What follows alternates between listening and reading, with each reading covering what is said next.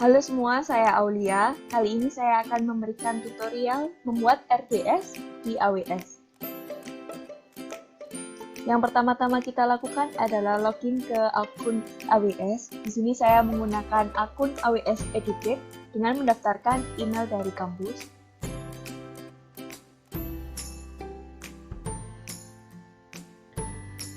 Setelah itu kita masuk ke AWS Console.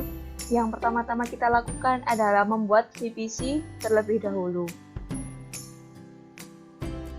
Kita akan membuat VPC baru yang public dan private subnet.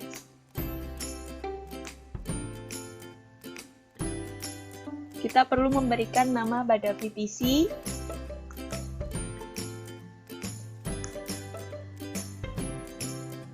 Kemudian untuk zonanya silakan dipilih. Kemudian berikan nama public subnetnya. Kemudian pilih zonanya dan juga berikan nama pada private subnetnya. Selanjutnya kita atur instance type dan kita pilih yang small. Kemudian kita buat VPC-nya.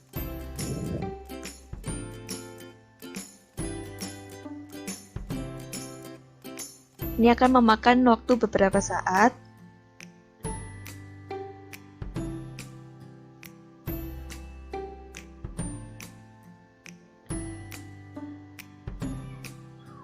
Sudah jadi, kemudian kita akan membuat subnet baru. Pilih VPC yang telah tadi dibuat, kemudian berikan nama pada subnet tersebut.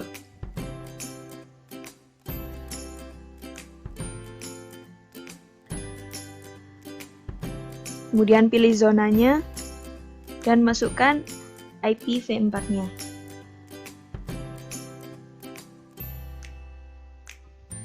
Kemudian kita create. Pastikan subnet baru tersebut memiliki root tables yang sama dengan subnet private yang sebelumnya. Kita cek dan hasilnya sama. Selanjutnya kita akan membuat security group. Berikan nama pada security group. Kemudian berikan deskripsinya. Pilih VPC yang telah dibuat tadi. Untuk inbound rules-nya, kita akan menambahkan SSH dengan menggunakan IP dari komputer tersebut. Kemudian kita tambahkan lagi, yakni HTTP dan menggunakan anywhere. Untuk outbound rules-nya, kita biarkan saja, kemudian kita create. Dan hasilnya seperti ini.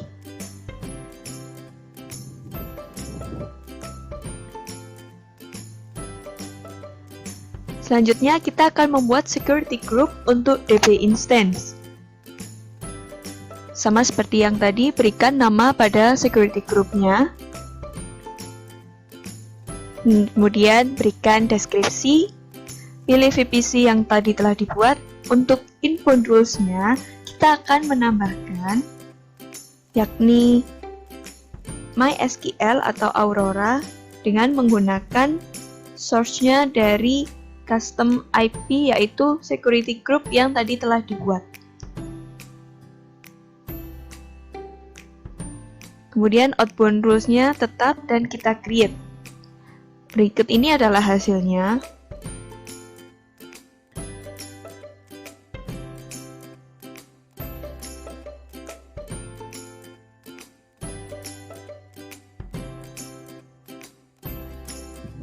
Kita akan membuat DB subnet group, yakni berikan nama pada DB subnet group, kemudian deskripsi dan VPC yang tadi telah dibuat. Kemudian untuk subnetnya, tambahkan ketiga subnet. Untuk subnetnya, tambahkan ketiga subnet yang telah dibuat tadi. 2 private dan 1 public. Kemudian kita create.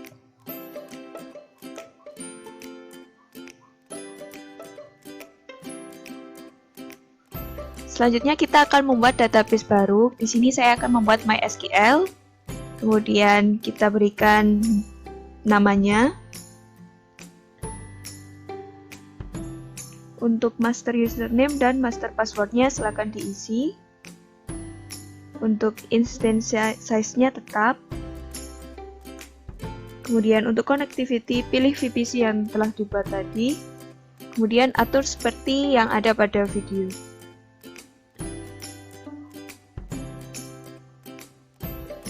Berikan nama pada database. Jika sudah, kita create.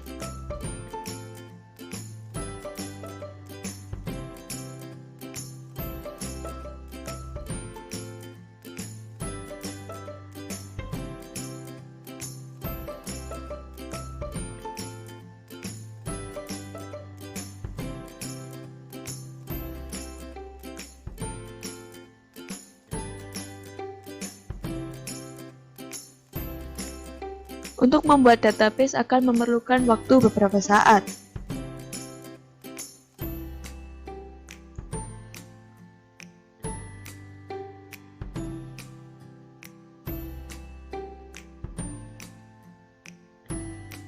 Setelah itu kita coba refresh dan melihat status dari database yang telah kita buat.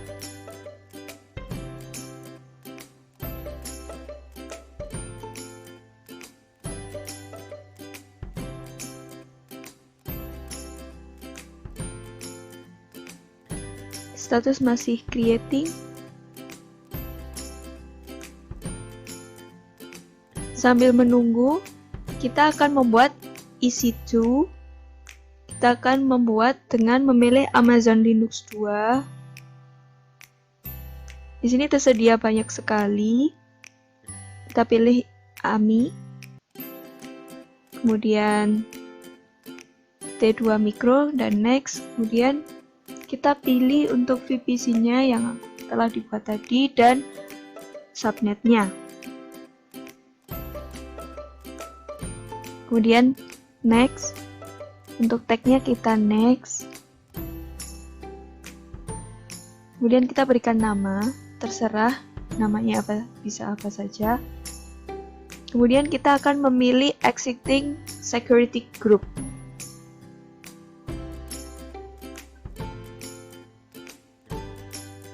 Kita perlu membuat key baru.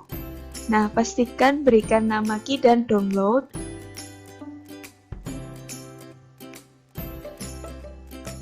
EC2 sudah jadi.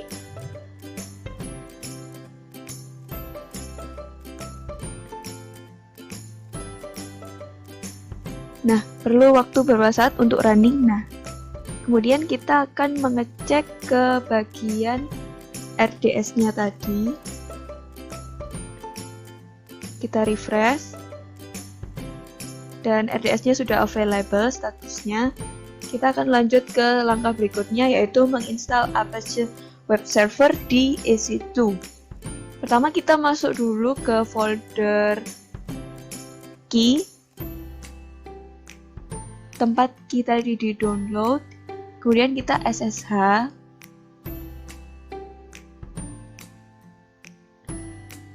Perintahnya adalah ssh-i, nama key, kemudian nama user EC2 dan endpoint dari EC2.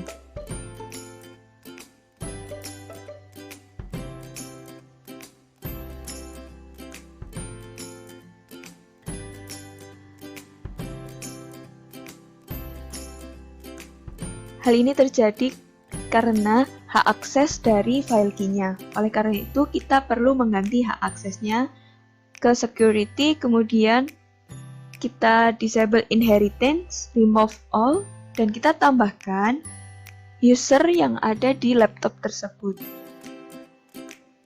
Kita cari, find now, dan berikut ini adalah usernya. Kita centang semua, dan oke. Kita apply. Kemudian kita coba untuk melakukan SSH lagi pada EC2.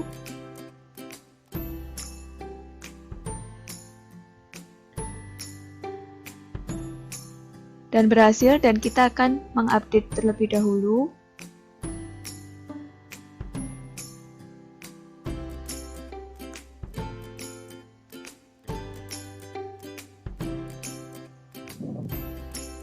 Berikutnya kita akan install Amazon Linux Extra MariaDB. Berikut ini adalah perintahnya.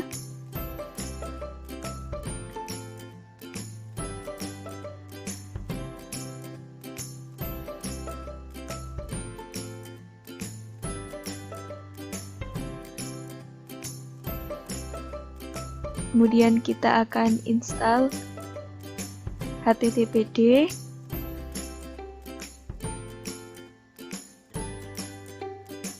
Selanjutnya kita akan menyalakan service httpd dan kita cek statusnya.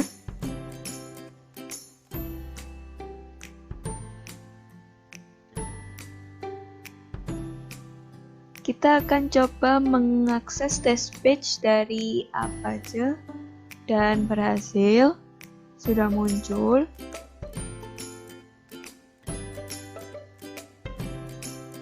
Kemudian langkah berikutnya adalah melakukan sudo enable httpd.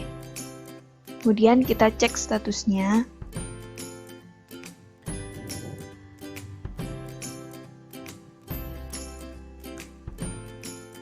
Kemudian yaitu kita akan membuat grup baru dan memberikan hak akses pada grup baru tersebut.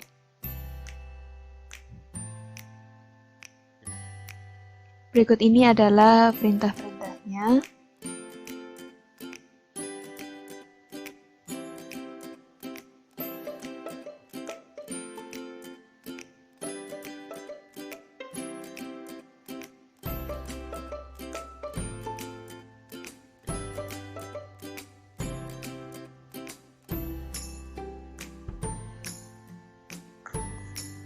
Selanjutnya kita akan membuat folder in dan kita akan memberikan dbinfo pada file di dalam folder in tersebut. Kita akan memiliki db server, db username, db password yang nantinya akan diisi dengan database yang akan kita gunakan nanti.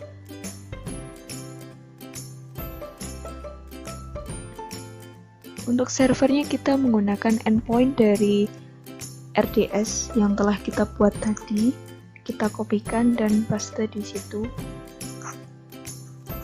Untuk username-nya dan password-nya yang sudah diisikan tadi, dan nama database-nya. Jika sudah di-save, selanjutnya kita akan membuat file untuk homepage-nya. Di sini saya sudah menyediakan code-nya, jadi tinggal dipaste saja dan kita save. Sekarang kita coba untuk menjalankan web tersebut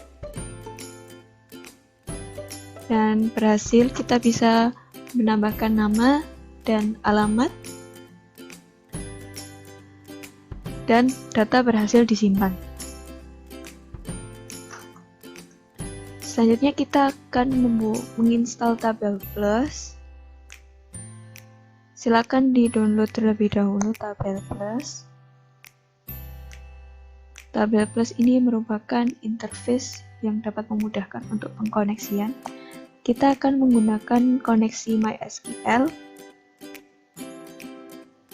copy endpoint, copy DNS-nya, kemudian portnya, kemudian berikan nama user, kemudian gunakan file key yang tadi.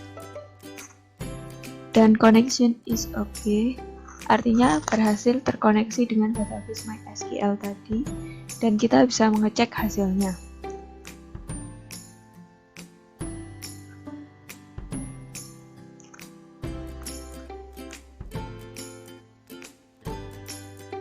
Langkah berikutnya kita akan membuat RDS PostgreSQL, yaitu kita menambahkan inbound rules terlebih dahulu.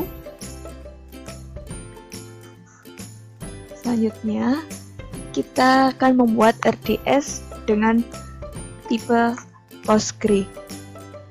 Kemudian isikan namanya dan master username dan master passwordnya terserah.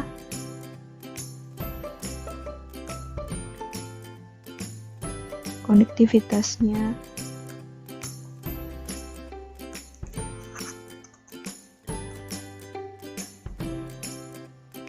Kemudian berikan nama pada database-nya. Kemudian kita create database. Ini akan memakan waktu beberapa saat. Jadi silakan ditunggu saja sampai prosesnya benar-benar selesai dibuat. Sudah available, kita akan lanjut menggunakan Tablebus untuk mengkoneksikan dengan database Postgre. Berikan nama. Untuk hostnya kita kopikan endpoint dari Postgre, user dan password yang tadi telah dibuat, dan nama database-nya. Kemudian untuk server EC2-nya kita perlu menggunakan public DNS-nya.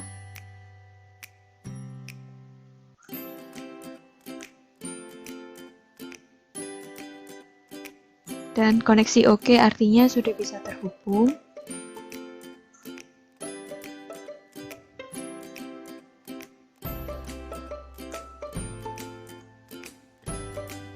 Kita akan mencoba membuat tabel baru. Berikut ini adalah query-nya.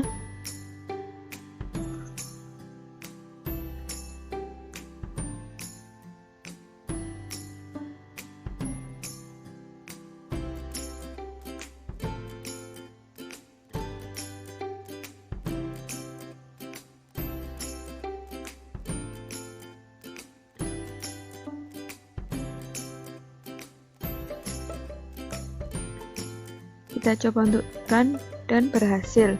Query 2 oke. Kemudian setelah itu refresh dan akan ada hasilnya, yaitu tabel employee. Dan sekarang kita akan mencoba untuk memasukkan data kepada tabel employee.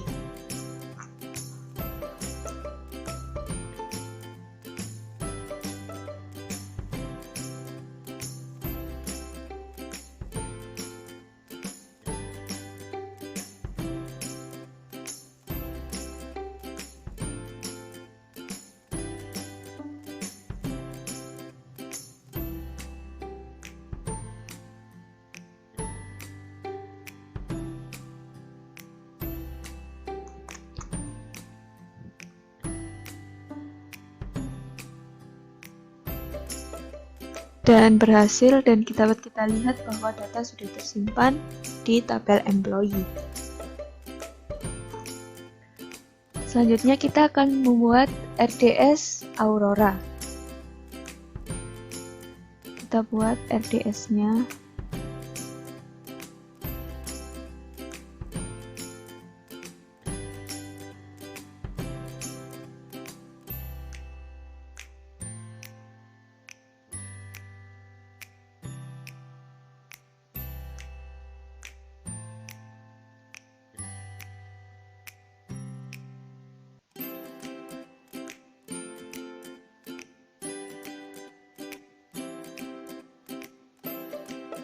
Kemudian kita create, dan ini akan memakan waktu beberapa saat. Silakan ditunggu hingga prosesnya selesai dan status berubah menjadi available.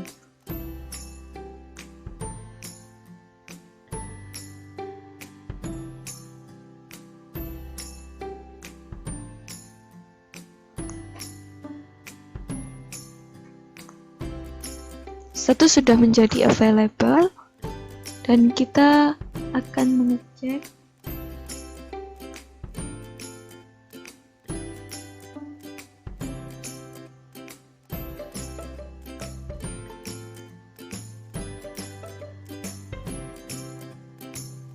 Selanjutnya kita menggunakan Table Plus untuk mengkoneksikan Aurora. Kita kopikan hostnya dan username, password, dan database yang telah diberikan nama tadi. Kemudian untuk server EC2-nya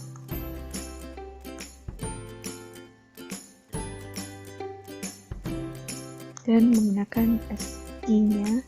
Kemudian kita tes dan koneksinya oke, artinya bisa dilanjutkan ke langkah berikutnya. Kita akan mencoba membuat tabel baru. Sini saya sudah menyediakan query-nya.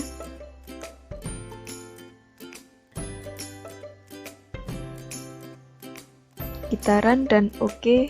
Selanjutnya kita akan memberikan salah satu data.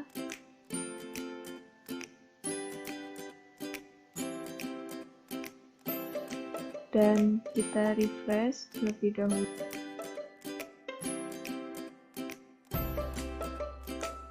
Terima kasih atas perhatiannya. Mohon maaf apabila ada salah kata.